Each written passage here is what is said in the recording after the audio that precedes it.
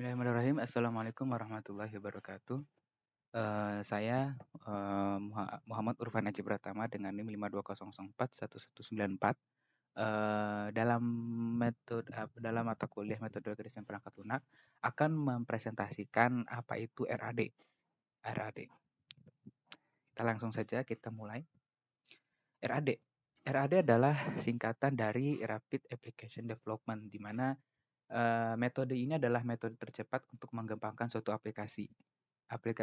Metode yang bisa dinilai paling cepat daripada metode sebelumnya, yaitu metode waterfall. Mari kita pelajari lebih lanjut. Apa itu RAD? Nah, RAD ini menurut kissflow.com adalah merupakan model pengembangan yang memprioritaskan pembuatan prototipe cepat dan umpan balik selama siklus pengembangan serta pengujian yang berlarut-larut. Jadi dengan pengembangan aplikasi yang cepat ini, pengembang dapat membuat beberapa iterasi dan pembaruan perangkat lunak dengan cepat. Gitu.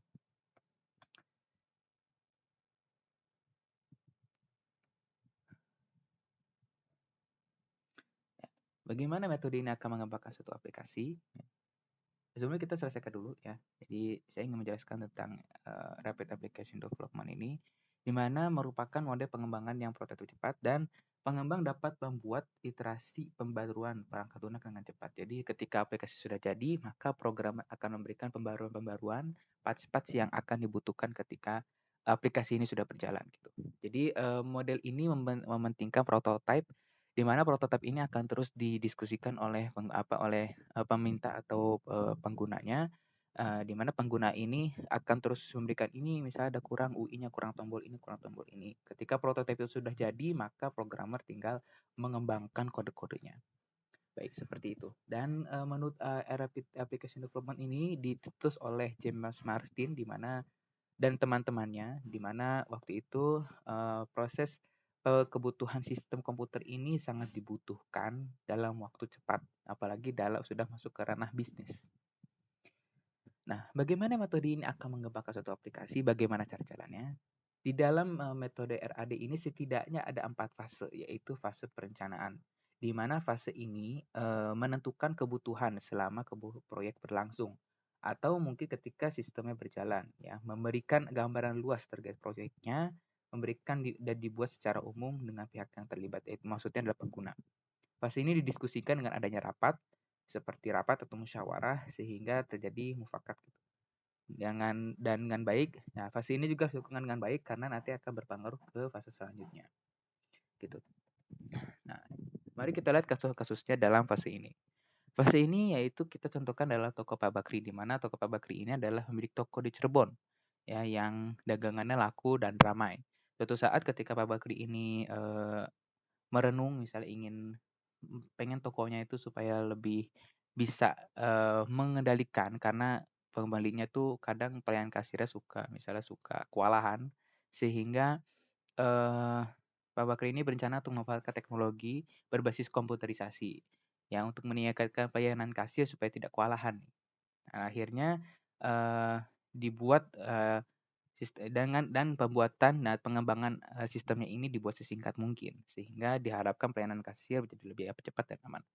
Nah, tapi Pak Bakri juga ingin di dalam sistem ini bisa menampilkan data secara real time, seperti kondisi barang, stok barang, atau jumlah data pembayaran, dan mungkin juga hasil penjualannya, rata-ratanya kira-kira saya dapat berapa, untuk ini berapa, itu berapa, stoknya pokoknya benar-benar ada gitu.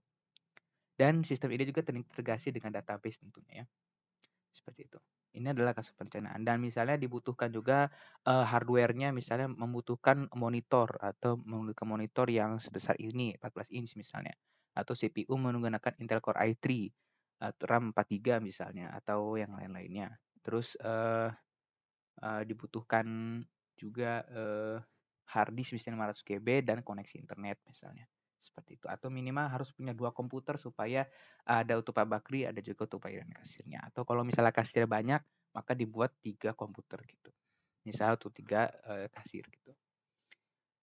Nah, setelah kita perencanaan sudah disepakati, maka kita masuk ke fase prototype, di mana fase ini adalah fase terpenting seperti kita lihat tadi pengertian tadi. Fase prototipe ini adalah fase terpenting, fase yang dimana mementingkan prototipe cepat. Jadi ketika programmer sudah membuat prototipenya, programmer akan membuat prototipe. Misalnya di sini ada halaman loginnya atau gimana, itu benar-benar dilihat di sini. Ya, metode di mana prototipe ini akan dibuat sebelum dirancang menjadi sebuah baris kode. Ya. Dan fase ini mungkin juga akan terjadi berulang-ulang karena ketika prototipe ini akan terus dengan fase selanjutnya akan berhubungan dengan fase selanjutnya yaitu fase pengembangan di mana fase ini akan terus kalau misalnya nanti aplikasinya salah maka masuk kembali ke prototipe. Ke prototipe-nya nanti sudah jadi maka masuk lagi ke udah jadi maka masuk ke fase selanjutnya.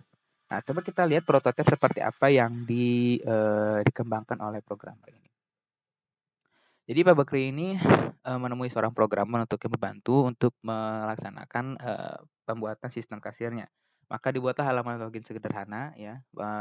Programmer memberikan prototipenya seperti ini ya. Seperti kita lihat halaman sederhana sekali di mana bisa menampilkan username dan password dan tombol loginnya tentunya ya.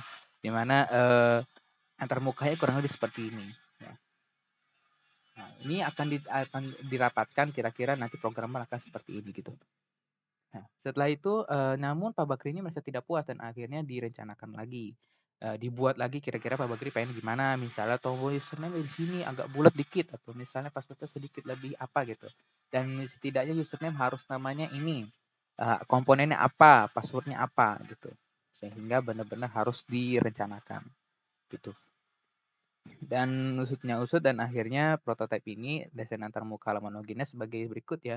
Kita bisa lihat login dengan username sedikit lebih bulat, passwordnya sedikit lebih bulat, dan login yang warna hijau supaya lebih terlihat dan ini harus login gitu.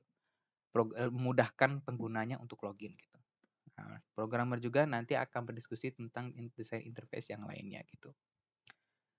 Setelah tadi sudah direncanakan prototipenya, perencanaannya sudah disetujui, Pak Bakri sudah puas, tentunya masuk ke fase berikutnya yaitu fase konstruksi, di mana fase ini merupakan bagian dari pengembangan aplikasi sebenarnya, di mana proses pembuatan aplikasi akan benar-benar dimulai. Ya, di mana programmer sudah memulai menuliskan kode-kode di dalam sebuah dengan menggunakan bahasa pemrograman tertentu. Ya, tentunya ketika aplikasi sudah jadi, maka aplikasi ini akan terus diperbarui oleh tim-timnya. Jadi tim programmer ini harus memiliki profesional yang andal gitu. Mari kita lihat sejauh mana prosesnya. Setelah prototipe sudah disetujui oleh programmer dan Pak Bakri, mulai dibangun baris-baris kode sesuai permintaan. Ya. Tim programmer ini harus memiliki kemampuan pemrograman yang profesional. Nanti kita akan jelaskan nanti di kelebihan dan kekurangannya. Jadi dengan bahasa pemrograman PHP ini, framework Codeigniter dijadikan sebagai bahasa pemrograman utamanya ya di perencanaan kemarin, di perencanaan di fase perencanaannya disepakati bahwasannya PHP adalah bahasa pemrograman utama. Terus framework Codeigniter sebagai framework untuk PHP-nya dan menggunakan Bootstrap CSS agar lebih menarik itu menggunakan framework Bootstrap untuk CSS-nya. Nah, tampilannya itu ya. Nah, aplikasi pertama ini diuji terlebih dahulu oleh tim programmer tentunya dan diuji juga oleh Pak Bakri. Ketika misalnya Pak Bakri tidak puas, maka akan diadakan pembaruan sampai masuk ke fase selanjutnya yaitu ya ketika Pak Bakri ini sudah puas, sudah merasa ini aplikasi sudah betul, kita masuk ke fase selanjutnya yaitu fase implementasi. Di mana fase implementasi ini adalah akhir dari sebuah metode RAD ya, yang paling umum terjadi yaitu di perencanaan sistemnya, di mana sistem sudah benar-benar bisa berjalan dan bisa diimplementasikan digunakan oleh Pak Bakri di dalam komputer maupun dimanapun. Sudah diuji gitu. Nah, memberikan petunjuk terkait jaringan aplikasi. Misalnya tim programmer ini akan ngasih tahu ini harus ini ya, parameternya ini, kita harus masukin ini. Tentunya juga dengan kesepakatan juga dengan Pak Bakri tadi. Sehingga diharapkan aplikasi ini dengan karena fase ini sudah berakhir maka masuk ke dan Pak Bakri merasa puas dengan hasilnya. Oke, aplikasi telah dibuat dan diuji penggunaannya sehingga pada akhirnya Pak Bakri puas dengan tampilannya juga. Dan sistem ini pun mulai diimplementasikan di dalam sistem kasir sebagai umumnya, di mana aplikasi ini benar-benar bisa dijalankan dengan baik di sistem kasirnya dan mulai dipasang-pasang CPU-nya, layarnya itu sudah mulai dipasang di sistem kasirnya gitu atau scanner buat scan barangnya itu supaya bisa lebih cepat lagi untuk mengatur sistem kasirnya dan sesuai dengan berjalan dengan rencana, seperti itu. Oke, mungkin itu sekian, contoh kasus dari Pak Bakri ini menggunakan metode RAD, seperti itu. Nah, setelah kita masuk implementasi, itu adalah salah satu 4 fase utama di dalam metode Rapid Application Development ini yang bisa dibilang paling cepat. Nah, kita masuk ke pertanyaan berikutnya. Kira-kira kelebihan dan kekurangan itu akan seperti apa? Nah, menurut saya dari berbagai sumber, kelebihan metode RAD itu kurang lebih seperti ini. Proses pembuatan aplikasi yang lebih cepat. Jadi kalau kita lihat tadi dengan kasus Pak Bakri tadi, pembuatan aplikasi ini bisa dinilai lebih cepat karena, prototipe, sudah langsung jadi. Prototipe seperti ini, didiskusikan akan seperti ini. Maka programmer bisa aja membuat, kode-kode sesuka mereka, biar bisa menghasilkan, tentunya dengan, ilmunya ya. Bagaimana cara programmer akan menentukan sendiri bagaimana aplikasi ini akan berjalan, menghasilkan nilai ini, nilai itu, tampilan akan seperti apa, tombol akan seperti apa. Kode-kodenya itu yang diatur oleh, tim programmernya, namun interface-nya sudah ditentukan oleh Pak Bakri, yang sudah disepakati tadi. Nah, itu. Jadi sehingga, proses ini akan jadi lebih cepat karena, membutuhkan waktu karena sesingkat-singkatnya, lebih cepat karena yang ditampilkan adalah prototipe dari, user-nya gitu. Nah, lalu yang kedua adalah, metode RAD ini kelebihannya ini adalah aplikasi dikembangkan sesuai kebutuhan pengguna. Jadi benar-benar karena sudah dibuat prototipenya, keinginan pengguna ini akan terus eee, dilihat gitu, dikembangkan. Jadi aplikasi ini akan misalnya menampilkan untuk apa, itu nanti akan disepakati oleh Pak Bakri misalnya, untuk sistem kasir. Maka tim programmer ini akan masuk ke sistem kasir. Kasir terjadi apa aja sih, kira-kira ada penggunaannya seperti apa, pembayarannya seperti apa, scan barangnya seperti apa, itu akan diatur dengan aplikasi ini. Lalu yang berikutnya adalah kesalahan. Aplikasi ini dapat dikurangi kelebihannya. Jadi kesalahan aplikasi ini atau miskomunikasi ini kemungkinan itu kecil. Karena apa? Semua prototipe itu sudah disepakati sebelumnya. Sudah benar-benar bisa dibuat, sudah benar-benar bisa dijalankan. Benar-benar Pak Bakri pengennya kayak gini. Nah, ketika disepakati, maka kesalahan penulisan kode atau kesalahan peneletakan tombol misalnya itu dapat dikurangi. Lalu kelebihan berikutnya adalah aplikasi ini dapat dibuat langsung dan digunakan. Jadi, aplikasi ini dibuat secara langsung dapat dipakai, diimplementasikan di, kitanya gitu. Dan yang berikutnya adalah integrasi yang lebih baik. Jadi, dengan integrasinya ya, misalnya integrasi dengan database-nya, dengan MySQL-nya, terus PHP-nya sebagai bahasa pemrograman yang bisa dibilang paling optimal dengan MySQL, maka integrasi ini bisa menjadi lebih baik gitu. Karena ya tadi, bisa dibuat dalam satu spesifik gitu, untuk tujuan untuk apa gitu. Nah, setelah kelebihan tadi, mungkin ada juga kekurangannya ya, di metode RAD ini memiliki kekurangan juga, yaitu pertama adalah membutuhkan tim yang solid dan profesional, ya. Tentunya tim programmer yang solid dan profesional ini, walaupun ini bisa dibilang jarang ya, yang benar-benar profesional, mereka bisa kira-kira nih dengan prototipe itu kira-kira apa yang akan terjadi. Analisisnya harus tepat, misalnya kata sandi salah, username salah, maka aplikasi harus memberikan feedback apa. Dan tentunya karena ini, membutuhkan kesolidan, jadi benar-benar harus satu pikiran, "Oh, saya harus pengen nulis di sini, maka saya harus kode ini." Yang lain juga sama, nanti ketika mereka akan menemukan fitur terbaru, mereka harus benar-benar tahu, "Oh, ini tuh maksudnya untuk ini, untuk ini, untuk ini." Jadi, memungkinkan tim yang ini harus satu pikiran, jangan sampai beda pikiran. Nah, karena membutuhkan tadi, karena, mereka membutuhkan pengertian, oh kode ini untuk apa, kode ini untuk apa, maka biaya dokumentasinya juga mahal. Di mana biaya dokumentasinya ini membutuhkan biaya yang besar ya, bagaimana cara menentukan aplikasi ini untuk apa, aplikasi ini untuk apa.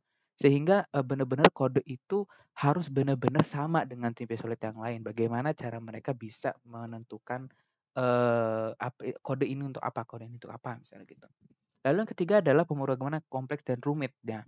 Karena tadi, mereka ini menyesuaikan dengan prototipe saja sehingga kemungkinan itu terjadi lebih banyak. Sehingga aplikasi yang dibuat itu, membuat kode ini semakin kompleks dan rumit gitu, ya. Lalu yang berikutnya adalah sulit digunakan juga untuk aplikasi yang besar karena memang, aplikasi ini didesain untuk, mengembangkan aplikasi yang kecil, spesifik seperti sistem kasir dan yang lainnya, gitu. Yang berikutnya adalah hanya didasarkan kebutuhan pengguna tentunya, karena prototipe tadi itu disesuaikan dengan kebutuhan Pak Bakri misalnya. Maka ini didasarkan untuk kebutuhan pengguna dan kebutuhan yang aplikasinya, kecil gitu. Itu tadi, beberapa kelebihan dan kekurangan metode RAD. Tentunya dengan kelebihan kekurangan ini, kita bisa menimbulkan pertanyaan, kesimpulannya jadi gimana gitu. Nah, menurut saya ya, kalau menurut saya ini pendapat saya sendiri, setidaknya metode ini membutuhkan 4 hal. Ya dengan berbagai sumber, yaitu adalah tim solid dan profesional, anggaran yang mencukupi, proyek yang akan selesai lebih cepat. Jadi seperti tadi kita kasus tadi, bahwasanya Pak Bakri ini harus bisa menciptakan sistem ini lebih cepat ya. Tentunya juga anggarannya juga harus besar, karena apa tadi, biaya tadi, biaya dokumentasinya, terus programmer harus profesional dan tentu ini tidak murah. Terus juga mungkin ketika, karena kode-kodenya barisnya yang banyak dan rumit tadi, itu bisa mempengaruhi pada performa, sehingga dibutuhkan sebuah perangkat keras yang mumpuni bisa menjalankan itu semua.